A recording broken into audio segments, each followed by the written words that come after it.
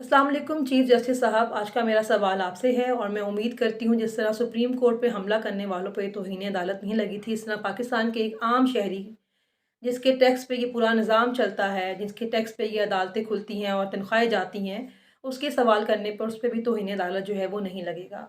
मेरा सवाल ये है कि जब पाकिस्तान की आम आवाम इंसाफ़ के लिए अदालतों के चक्कर लगाती है, तो उसको सिर्फ़ तारीख़ पर तारीख़ दी जाती है। फिर वही अवाम जब मायूस होकर सड़कों पर निकलती है इंसाफ़ माँगने के लिए, तो उसके ऊपर बगावत के पर्चे काट दिए जाते हैं। लेकिन वही ताकतवर और जो अमीर लोग हैं, जब वो कोई गुनाह करते हैं, वो कोई जुर्म करते हैं, तो उनको प्रोटोकॉल में पेश किया जाता है, इतवार के दिन भी अदालतें लग जाती हैं और 420 सेकंड में भी इंसाफ़ मिल जाता है। तो मुझे ये बताएँ कि पाकिस्तान की आम आवाम जो है, क्या वो इंसाफ़ के लिए मरने का इंतज़ार करे कि वो मरे तो अल्लाह की अदालत में जाके ज़ालिमों का गिरेबान पकड़े?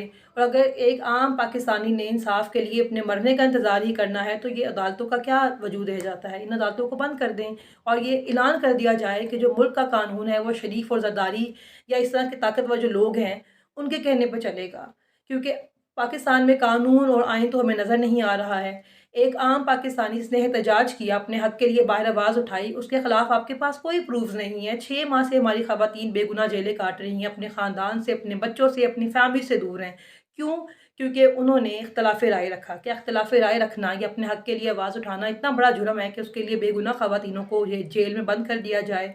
जिस वक़्त आपने हलफ़ उठाया, आपने अपनी ज़ौजा को अपने साथ खड़ा किया, तो वो देख के हमारे दिल में थोड़ी उम्मीद पैदा हुई कि शायद अब ऐसा शख़्स आया है जो ख़वातीन को इज़्ज़त देना जानता है। जिस तरह इन्होंने अपनी ज़ौजा को इज़्ज़त दी है, इस तरह ही पाकिस्तान की बाकी ख़वातीन को भी अब जो है वो इज़्ज़त दी जाएगी। लेकिन हम देखते हैं कि पाकिस्तान में जो इज़्ज़त है वो सिर्फ़ सिलेक्टिव लोगों की है। फिर वो ज़रदारी ख़ानदान की बच्चियाँ हों या वो शरीफ ख़ानदान की बच्चियाँ हों, फिर वो जितने बड़े मर्ज़ी बड़े मुजरिम हों, जितने मर्ज़ी बड़े उनके ऊपर केसेस हों, वो सब माफ़ हो जाते हैं और उनको सरकारी प्रोटोकॉल में जो है पूरे पाकिस्तान की सैर करवाई जाती है। लेकिन जब बेगुनाह ख़वातीन जो हैं, जिनके ख़िलाफ़ कोई सबूत भी नहीं है, उनको ज़मानत मिल भी जाती है, तो उनको रिहाई नसीब नहीं होती है।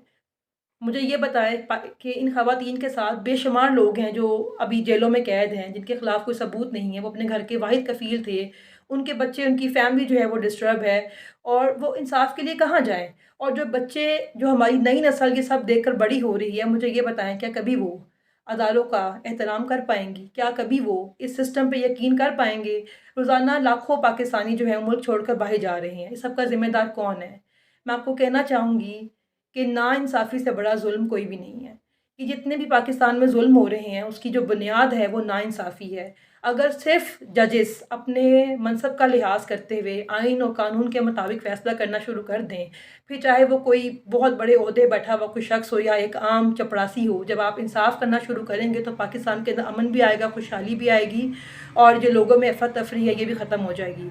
मैं उम्मीद करती हूँ कि जो बेगुनाह लोग जेलों में बंद है, आप इस पर ज़रा गौर फ़रमाएँगे और इनको इंसाफ़ फ़राहम करेंगे, जिस तरह ताकतवरों को इंसाफ़ दिया जाता है, जिस तरह अमला को इंसाफ़ दिया जाता है, इस तरह पाकिस्तान की आम आवाम को भी अब इंसाफ़ दिया जाएगा।